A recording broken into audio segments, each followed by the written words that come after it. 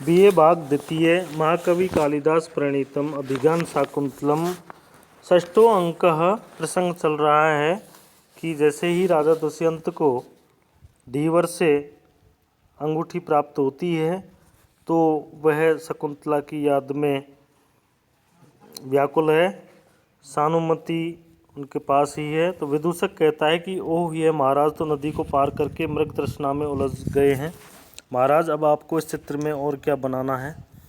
सानुमति कहती है कि मेरी सखी को जो जो स्थान पसंद है उनको ये बनाने के लिए इच्छुक होंगे। तो राजा कहता है कि कार्याम सैकत लीन हंस मिथुना स्रोतो वहा मालिनी पादास्ता में अभिभूतो निसन्न हरिणा गौरी गुरोह पावनः शाखा अवलंबित वल्कलस्य चैतरो निर्मातुमिच्छाम्यधः श्रृंगे कृष्ण मृगस्य वाम नयनम कंडूयमानाम मृगीम।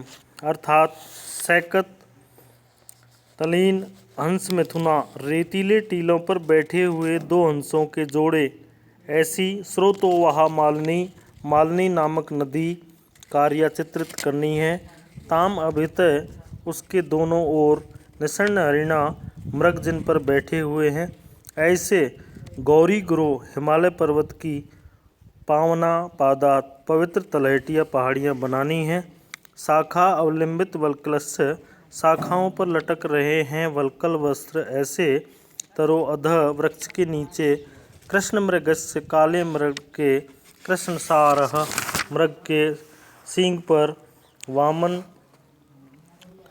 यनमः, बाएं नेत्र को, कंडूयमानाम, खुजलाती हुई, मृगीम च, और मृगी को, निर्मातों में इच्छामि, बनाना चाहता हूँ। विदूषक राजा का ध्यान हटाने के लिए पूछता है कि अब इस चित्र में और क्या बनाना है। तो राजा उससे कहता है कि इसमें रेतीले तट पर हंस मिथुन से संयुक्त मालिनी नदी को चित्रित करना है। उस मालिनी नदी के दोनों ओर की हिमालय की तलहटी का चित्रण करना है जिसमें कि मृग बैठे हों, वल्कल वस्त्र जिसकी शाखाओं पर लटके हुए हैं ऐसे वृक्ष के नीचे कृष्णसार, मृग के सींग पर अपने बाएं नेत्र की खुजियाती हुई मृगी को चित्रित करना है। इस तरह से शकुंतला का साथ पूर्वानुभूत इन सभी स्थानों और दृश्यों का चित्रण करना अवशिष्ट है।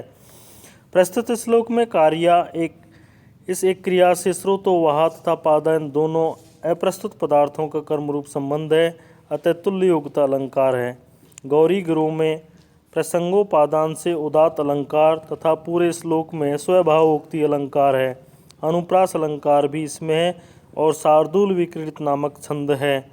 इसमें प्रकृति चित्रण का उद्दीपनकारी रूप धोतित किया गया है जिससे विप्रलंब श्रृंगार की स्पष्ट प्रतीति हो रही है। राजा आगे कहता है कि कृतम ने कर्णा अर्पित बंधनम सखे श्रीस आगंड विलंबी केसरम नैवा शरश्चंद्र मरीच कोमलम मृणाल सूत्रम रचितम स्तनातरे। हे सखे, हे मित्र, कर्णा अर्पित बंधनम, कानों में फंसाए गए डंठल वाला, आगंड विलंब केसरम, कपोल पर्यंत फैले हुए पराग वाला, श्रीसम, श्रीस पुष्प को न कृतम नहीं बनाया है, स्तनांतरे, स्तनों के बीच में, शरद चंद्र मरीच कोमलम, शरतकालीन चंद्रमा की किरणों के समान कोमल, मृणाल सूत्रम, कमल नाल का हार, न वारिस्तम नहीं बनाया गया है। हे मित्र, इस चित्र में कानों में फंसाए गए डंठल वाला और कपोल पर्यंत फैले हुए पराग वाला श्रीस का कर्णाभूषण फूल नहीं बनाया गया है तथा स्तनों के बीच में शरतकालीन चांदनी के समान कोमल मृणाल का हार चित्रित नहीं किया गया है। प्रस्तुत श्लोक में समुच्च अलंकार, लुप्तोपमा और अनुप्रास अलंकार है। वंशस्थ नामक छंद है। विदूषक कहता है कि मित्र, यह देवी शकुंतला रक्त कमल के पल्लवों के समान सुशोभित अंगुलियों वाली दाईं हथेली से अपने मुख को ढककर भयभीत सी क्यों खड़ी है? सावधानी से देखकर कहता है, अरे ये नीच पुष्पों के रस को चुराने वाला भ्रमर इन देवी शकुंतला के मुख कमल पर मंडरा रहा है। अर्थात भ्रमर इसके मुख को कमल समझकर इसका रसपान करना चाहता है। राजा कहता है कि इस ढीठ भौरे को रोको। विदूषक कहता है, दुष्टों को दंड देने वाले तो आप ही हैं, इसे रोकने में आप ही समर्थ हैं। राजा कहता है कि ऐसा कुसुम निषण्णा त्रसितापि सती भवंत अनुरक्ता प्रतिपालयति मधुकरी न खलु मधु विना त्वया पिबति।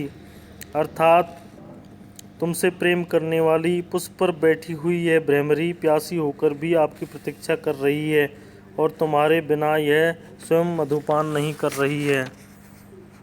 राजा कहता है कि अक्लिष्ट बाल तरु पल्लवलोभनीयम पीतम मया सदैमेव रतोत्सवेषु बिंबाधुरम स्पृशसि चेत भ्रमर प्रियायाः त्वां कारयामि कमलोदर बंधनस्थम।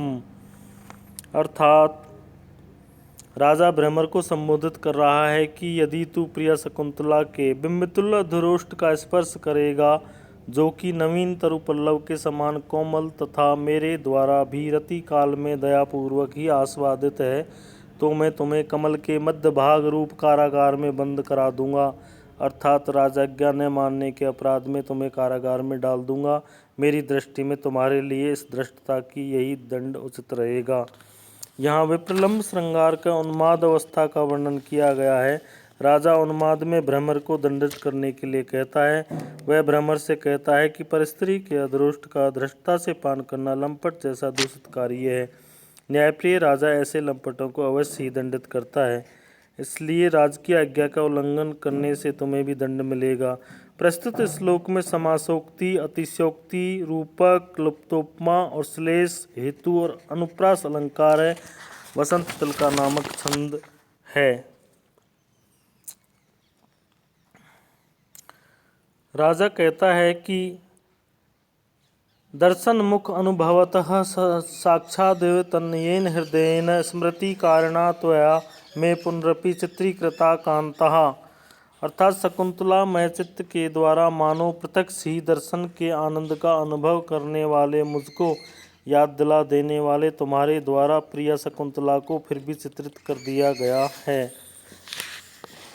ऐसा कहकर राजा आंसू बहाने लगता है और कहता है कि प्रजागरात खिलीभूतस्तस्या स्वप्ने समागमः वाष्पस्तु न दात्याः येनाम द्रष्टुम चित्रगतामपि। अर्थात अत्यधिक जागते रहने से स्वप्न में भी उस शकुंतला का मिलना असंभव हो गया है, लेकिन आंसू तो चित्रलिखित भी इस प्रिया को देखने नहीं देता है।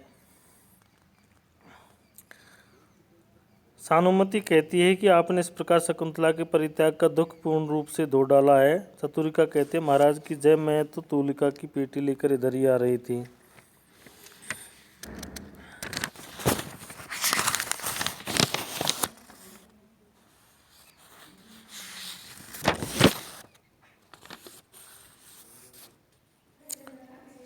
राजा कहता है कि इस बात से क्या की संतान है या नहीं, कि येन येन वियुज्यन्ते प्रजा स्नग्धेन बंधुना स स पापाद्रते तासाम दुष्यन्त इति गुष्यताम। अर्थात प्रजाजन अपने जिस जिस प्रिय संबंधी जन से विरहित होते हैं, पाप कर्म के अतिरिक्त दुष्यंत उन प्रजाजनों का वह संबंधी है, यह घोषणा कर दो। राजा धनमित्र सार्थवाह के अनपत्य का समाचार सुनकर प्रतिहारी से कहता है कि इसमें कोई प्रयोजन नहीं कि कोई संतान वाला है और कोई नहीं। तुम सारे राज्य में घोषणा कर दो कि प्रजाजन अपने जिस जिस प्रियजन अर्थात पुत्र, पिता, भाई आदि की दैवयोग से मृत्यु हो जाने पर उसके विरहित हो जाते हैं, वे अपने उस प्रियजन के स्थान पर दुष्यंत को अपना तदनुरूप संबंधी जन मान लें। किंतु जो पाप कर्म करेगा पापी होगा या पाप कर्म होगा, उसमें दुष्यंत प्रिय संबंधी जन नहीं होगा। प्रस्तुत श्लोक में राजा के साथ बंधु का अभेद दिखलाया गया है। अतः रूपक अलंकार और साहाय्यम संकटे यत्स्यादानुकूलम परिश्चय अनुष्टप नामक छंद है। राजा कहता है, संरोपिते अप्यात्मनि धर्मपत्नी त्यक्त्या मया नाम कुल प्रतिष्ठा कल्पिष्यमाणा महते फलाय वसुंधरा काल एवोक्त बीजा। समय पर जिसमें बीज बो दिया गया है महान फल को देने वाली है। ऐसी पृथ्वी के समान वंश की प्रतिष्ठा स्वरूप धर्म पत्नी शकुंतला का मैंने उसमें गर्भ रूप में पुत्र का आरोप कर देने का भी परित्याग कर दिया।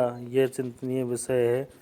राजा अपने अविवेक और अनपत्यता का चित्रण करता हुआ कहता है कि जिसमें समय पर बीज बो दिया गया और निकट भविष्य में जिससे महान फल मिलने वाला है। ऐसी पृथ्वी को जैसे कोई व्यक्ति त्याग देता है, उसी प्रकार मैंने भी अपने वंश परंपरा को उत्तरोत्तर चलाने वाली अपनी धर्मपत्नी शकुंतला का परित्याग कर दिया है, जबकि मैं उसके गर्भ में पुत्र संतान का आदान भी कर चुका हूँ और निकट भविष्य में वह मुझे पुत्र रत्न रूप महान फल को देने वाली है। राजा का अभिप्राय है कि मैंने धर्मपत्नी परित्याग का भी अपराध नहीं किया, अपितु कुल की अप्रतिष्ठा एवं संतति विच्छेद का भी कारण मैं ही हूँ। इस प्रकार राजा का शोकातिशय व्यक्त हुआ है। उक्त श्लोक में काव्यलिंग, श्रौति उपमा और श्रुत्यानुप्रास अलंकार है। उपजाति नामक छंद है। धन्यवाद।